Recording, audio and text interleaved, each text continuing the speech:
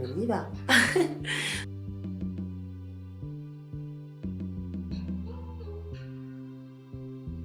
Donc aujourd'hui, on va parler de l'indépendance d'Haïti sans forcément rentrer dans tous les détails, mais c'est simplement pour que ce soit accessible à tout le monde. Donc, je vous remets dans le contexte, on est en 1789, donc Déclaration des droits de l'homme et du citoyen qui devrait s'appliquer à tout le monde, mais on va pas se mentir, même jusqu'au XXIe siècle, cette déclaration ne s'applique pas à tout le monde. Tous les hommes naissent égaux et libres de droit, mais ce n'est pas la réalité, mais ça, c'est entre nous. Donc, suite à cela, on a une révolte des esclaves sur l'île de Saint-Domingue, plus connue aujourd'hui sous les noms de Haïti et de la République dominicaine. Donc cette révolte des esclaves, elle est aussi l'idée par des leaders connus qui représentent aujourd'hui le combat haïtien. Donc je cite Toussaint Louverture, qui représente aussi l'une de ces figures de l'indépendance. Suite à la révolte des esclaves qui sera faite en 1791 ou 93, si je ne me trompe pas. Non, là, je crois que ça se passe de 1791 à 1793. On a en 1794 tout simplement la déclaration de la fin de l'esclavage dans les colonies françaises. Donc là, tout le monde souffle. Ah, c'est fini, ce calvaire est terminé, on n'entendra plus parler de l'esclavage. Mais maintenant, il faut créer nos propres États et il faut qu'on se défende de telle sorte à ce que cela ne se reproduise plus. Le problème, c'est que les colons qui ont pas mal investi dans les anciennes colonies le voient très très mal. Surtout que rendre Saint-Domingue indépendant, c'est un suicide financier. Parce que ce qu'il faut savoir, c'est qu'à l'époque, Saint-Domingue était considéré comme la perle des Antilles. C'était l'île, c'était la colonie, pardon, qui rapportait le plus d'argent aux colons et surtout à la métropole. Qu'on se le dise. Donc, perdre la perle des Antilles, c'est perdre une énorme part du budget de la France. D'autant plus que c'était perdre ça, mais c'était aussi perdre des échanges commerciaux, puisque l'un des échanges commerciaux les plus forts était par exemple la vente de sucre qui venait justement de Saint-Domingue, qui était revendu en Angleterre, au Royaume-Uni et dans des pays de l'Est. Et on consommait du sucre qui venait de l'île de Saint-Domingue. Donc c'était un énorme coût. Donc suite à cette pression financière, mais aussi par, on va pas se mentir, Napoléon était marié à une créole martiniquaise qui avait de la famille, bien évidemment esclavagiste, donc qui avait leur intérêt dans la colonisation des terres esclavagistes, tout simplement. Et dans l'esclavage, bien sûr, c'était pas possible. C'était pas possible de les laisser indépendants. Non, c'était pas possible, c'était ruiner la France, donc il fallait bien évidemment conserver cela. Donc Napoléon décide de rétablir l'esclavage en 1802, capture Toussaint Louverture, l'enferme dans une vieille prison pleine de froid où il restera jusqu'à sa mort. Alors les causes de sa mort, on va vous dire oui, il est mort de froid et de faim. Mais en réalité, oui, de faim, je suis d'accord, mais il a aussi été empoisonné. Mais ça, on ne vous le dira pas, et ça, mes sources, c'était tout simplement des écrits qui ont été trouvés des compagnons de cellule, en fait, qui voyaient bien que clairement, voilà, il a été empoisonné. Donc il meurt au fort de Joux, dans le Doubs. Je ne sais pas comment ça se dit. On passe à 1803. On a Dessalines qui intervient dans l'histoire et qui gagne la victoire face à Rochambeau, lors d'une guerre qui a fait des dizaines de milliers de morts. C'est grâce à cette victoire que le 1er janvier 1804, Dessalines déclare que Haïti est indépendant. Alors, suite à cette indépendance qui a été déclarée par les Haïtiens, puisqu'elle n'est pas reconnue internationalement, la France est totalement dégoûtée, on va pas se mentir, c'est un énorme dégoût. C'est une énorme perte financière, c'est une honte d'avoir perdu cette bataille face à des esclaves. Sauf qu'il ne faut pas oublier une chose, c'est que la France est un peu ruinée. Puisque toutes ces conquêtes et toutes ces guerres, ça demande de l'investissement pour le matériel de guerre. Et en fait, ça les a totalement ruinés. Donc Napoléon, il l'a là, ça passe pas. Surtout que c'est quand même la colonie la plus riche du monde à l'époque. Donc la perdre, c'est une honte parce que ce qu'il faut savoir, c'est qu'à cette époque-là, l'esclavage n'était pas... il n'y avait pas d'autres colonies d'esclaves en fait qui étaient libres. Donc c'est une honte face à l'Angleterre, face à l'Espagne, face à toutes les autres puissances en fait pour la France. Et c'est aussi le risque de perdre cette colonie au profit d'une autre. Donc, ils vont commencer à négocier, mais les Haïtiens ne veulent en aucun cas retourner en esclavage.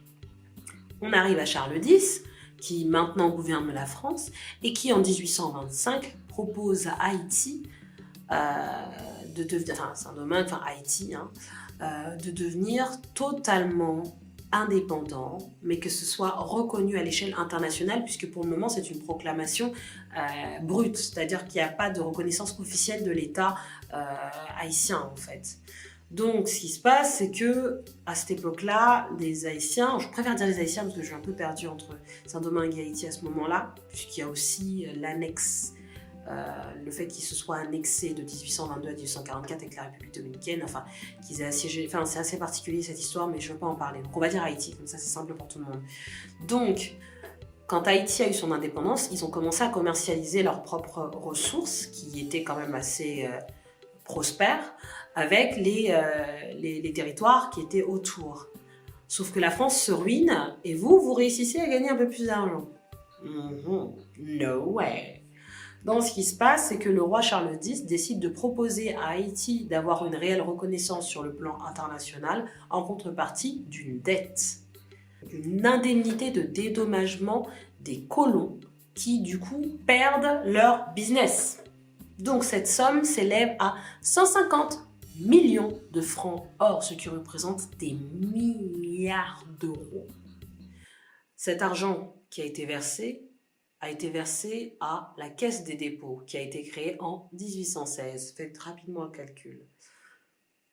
Cette Caisse des dépôts, moi j'ai grandi dans une ville qui avait une Caisse des dépôts et je ne comprenais pas forcément l'utilité. J'ai travaillé à la Caisse des dépôts en tant que job étudiant et j'ai même mis un ami haïtien, je l'ai pistonné pour pouvoir travailler dans une Caisse des dépôts sans savoir quelles étaient les sources de l'argent de la Caisse des dépôts.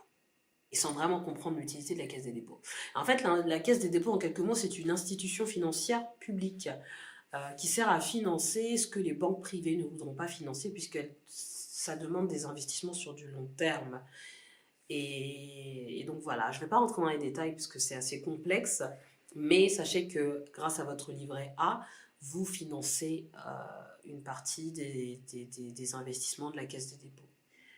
Et la Caisse des dépôts finance des entreprises publiques telles que Transdev, La Poste, etc. Juste pour votre culture G.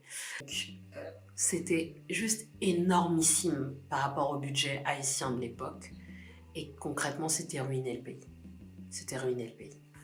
Pour leur imposer d'accepter cet accord, on les menace d'un blocus maritime. Donc en fait, l'État français a envoyé des personnes autour de l'île pour empêcher en fait les accords commerciaux avec Haïti. Donc ils n'ont vraiment pas le choix, ils sont obligés de payer. Sinon, on vous réinduit en esclavage. Pas le choix. Donc en fait, à ce moment-là, ils sont obligés de payer. Mais il y a les 150 millions à payer. Et en plus de ça, il y a des intérêts et il y a des prêts parce qu'ils n'ont pas les 150 millions là. Donc ils sont obligés d'emprunter à la France cette somme. Emprunter, à la France cette somme et du coup de la rembourser. Donc c'est plein d'intérêts, d'autant plus qu'à cette même époque, la principale ressource d'Haïti, c'était le café, qui du coup a perdu dans sa valeur suite à l'indépendance d'Haïti. Donc concrètement, Haïti s'est ruiné suite à cela. En 1938, on va trouver un accord. Donc pendant cette période-là, en fait, les sommes qui sont versées à la France permettent à la France de s'armer beaucoup mieux. Donc ils vont beaucoup investir dans le militaire. Ce qui va se passer, c'est qu'en 1838, on va essayer de se mettre d'accord sur un accord avec Louis-Philippe qui accepte de réduire la somme de 150 millions de francs or à 90 millions de francs or, ce qui représente aujourd'hui, notez bien, 17 milliards d'euros. Ils vont réussir à rembourser cette somme en 1883. Mais, à cause des intérêts, ce n'est qu'en 1946 qu'ils vont réussir à rembourser la totalité du prêt. Donc certes, Haïti a été indépendant en 1804, mais ce n'était pas reconnu.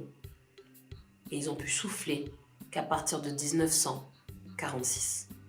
Donc aujourd'hui, Haïti figure parmi les pays les plus pauvres du monde, mais en même temps, n'oubliez pas, c'est le symbole de la défense, c'est le symbole de la résistance.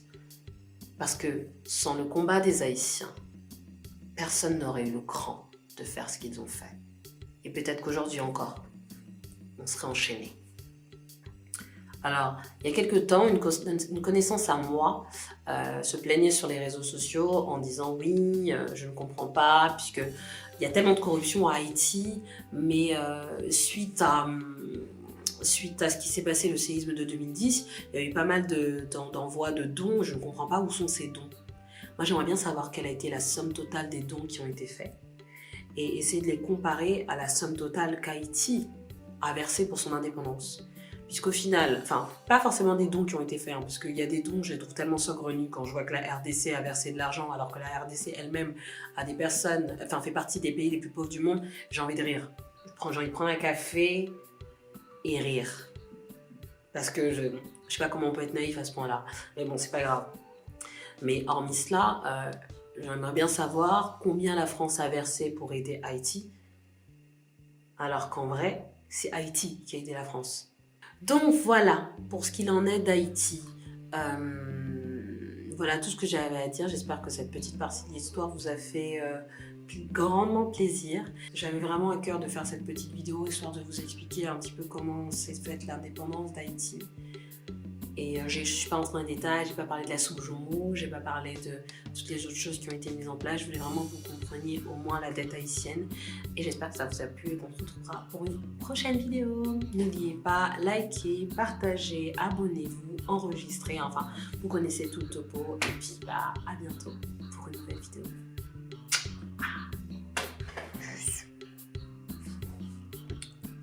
Est-ce qu'on me voit bien? Oh là là, ça c'est ce qu'on appelle des lèvres gercées. Ah, tu parles beaucoup de l'histoire. Alors là...